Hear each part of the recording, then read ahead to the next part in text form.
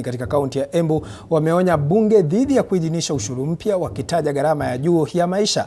Viongozi hao wamesema kuongezeka kwa bei ya mafuta na bidhaa muhimu kumeendelea kuwalemea wananchi wengi nchini.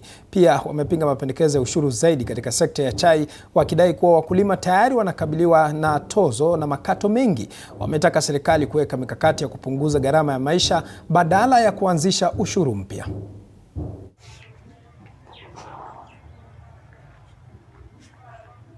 Vile mwananchi wa Kenya kwa sasa bali amepakiza ni kuva kula kitu kingine, bali amepakiza. Sasa mimi mnaendelea kuongeza. Sasa nisikia tena chai, juzi mliongeza mambo ya chai. Mkulima wa majani chai mumeongeza tax juu yake. Sasa mmefikia anaenda wapi?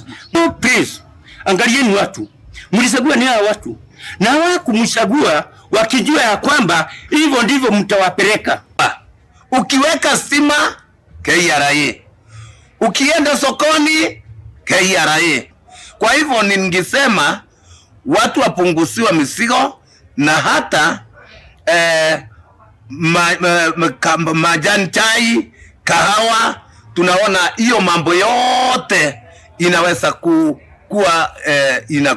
kuwa na sinda juu ya mwanadamu.